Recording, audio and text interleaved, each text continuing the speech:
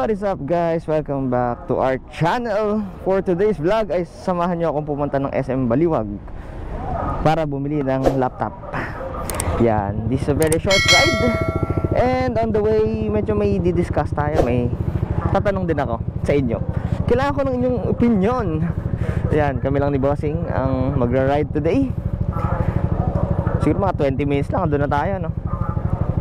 Yan, finally bibili na tayo ng ating laptop pang edit.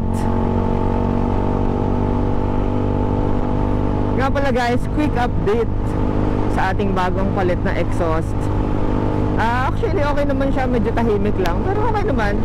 Pero katulad nung isang class A din ay kapag sa low RPM ay medyo hindi siya ganong kagandahan, hindi ganong kapino yung tunog. Pero what do you expect sa 900 pesos na tambucho, diba? And isa pa ay kailangan ko ng opinion nyo guys, kasi maglo-long ride kami, punta kami ng Kasiguran sa December 21 siguro. Yan. Iniisip ko kung magpapalit ako ng sprocket. Kaso hindi ko alam, una kung magpapalit ako ng sprocket, pangalawa kung magpapalit ako ay anong sprocket ang maganda. Doon ko kailangan ng suggestion nyo guys, kasi kung mayroon na nagpalit sa inyo, ano bang maganda ang aming mga rides, para kung alam nyo kung ano mas applicable. Umakit kami ng bundok madalas pag long rides. Yan, kasi di ba magkaiba pa yun yung high speed ata tsaka yung panghatak. Yun, so yung style namin, long rides kami. Actually kailangan ko ng dulo, kailangan ko din ng panghatak kasi parehas. Ano bang masasabi nyo opinion? Please do comment. Yan. Kung sino yung vlogger, siya yung nagtatanong, ano? Hindi, kasi hindi naman natin alam lahat ng bagay. Para pag dumating yung time na tayo naman yung may alam, tayo naman yung mag-share sa iba, di ba? That's how it is. Tulungan tayo. Pero actually okay naman yung stock nito eh. Hindi naman siya mabagal, hindi naman siya ganun kahirap sa akyatan. Shoutout nga pala kay Sir na nagpapa-shoutout. Nakalimutan ko last vlog. Yan, lagay natin dyan. Kung gusto nyo magpa-shoutout, sabihin nyo lang. Siyempre. Yan, okay naman siya actually. Hindi nga siya ganun kaliks eh, pero mamibigay niya yung bilis and hatak na gusto mo. Kaya nag-aalangan ako kung papalitan ko yung stock ko eh.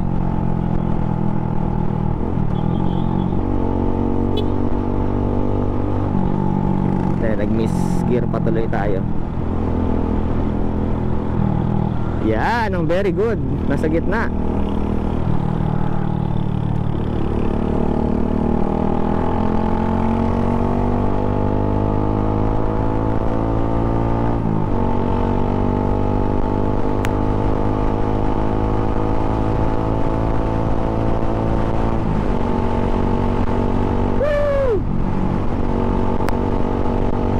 Dumadaan dito eh. Kahit pa paano nakakatanggal tayo ng kate.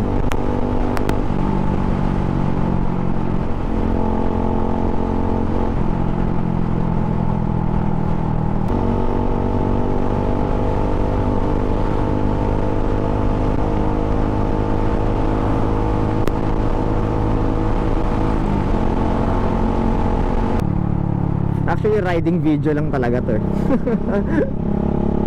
Gusto ko lang makipagkamustahan sa inyo. O diba, dito na agad tayo. Sabi sa inyo, wala pa kang 20 minutes 10 minutes lang ata yung biyahe. From Pulilan na kasi kami nang galing eh. By the way guys, next vlog ay tuturuan ko kayo kung paano mag-manual. May nag-request din kasi kung paano gumamit ng manual ng motor. Tingin ko, sabay ko na rin yung kung paano mag-rev match. Yan, at traffic na. Dito na agad kami, hindi pa siya bukas. Isa pa palang update guys, ay may sariling buhay pa rin yung manibela ko. So more likely ay papapalitan ko na talaga ang ating knuckle bearing. Or depende kung adjust nga lang talaga siya, kung adjust ng maayos.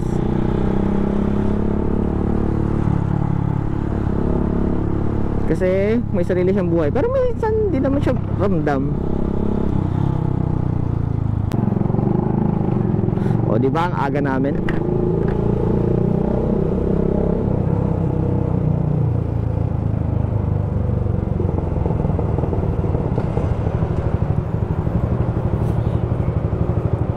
Okay, life hacks mga bossing. 20. So, mas madali ang buhay kapag naka wealth bag kasi mas madaling kumuha ng pera, mas madaling 21. kumuha ng kung ano man ang kailangan nyo. Katulad yan.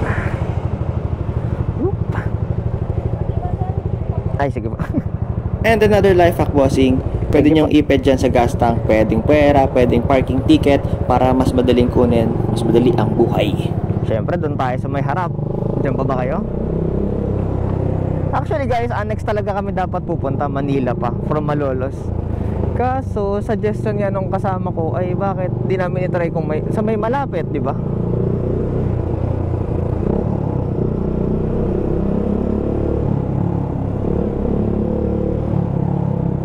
Pwede na tayo sa may malapit, di ba?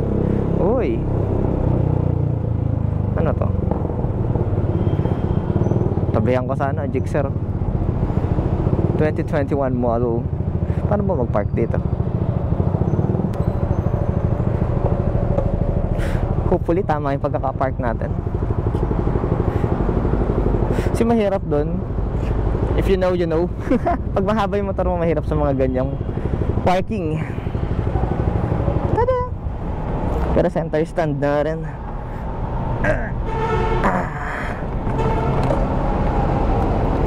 10 years later. Masyado kami napaaga guys, kaya syempre, breakfast muna tayo, kape muna tayo.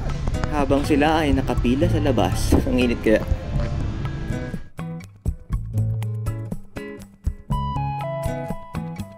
Shout out sa mga inaanak ko.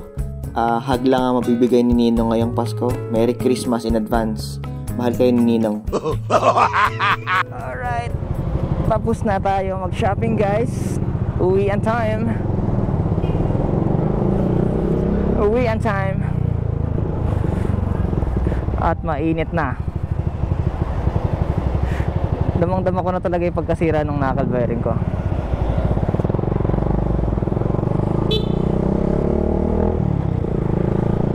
May sariling buhay yung manibela ko. Alright guys, yan lang ang ating adventure for today. Yan, comment down below kung ano yung mga suggestion nyo sa sprocket. And yun, sa sprocket. Tsaka tingin nyo ano, baka may ibang remedyo sa knuckle bearing natin. Yan lamang guys. Thank you for watching. At meron tayong FB page, Can You Travel on YT. If meron kayong FB, yun lamang. Goodbye and ride safe always guys. Pag may mga tanong kayo dyan, please do comment lang. Yung isa sa mga susunod nating vlog is yung sa seat height nito. Papakita natin yung iba't ibang seat height. Yan, tsaka yung manual transmission na tutorial. Alright, bye bye guys. Thank you for watching. Sana nag-enjoy kayo. Ride safe. God bless. Can you travel?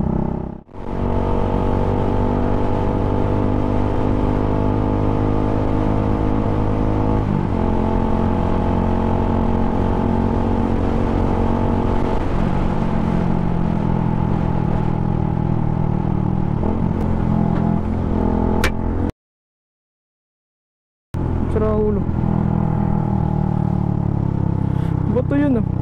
Reminder again mga bossing na lagi nating suotin yung helmet natin, yung mga gears natin dahil everything is unexpected sa kalsada.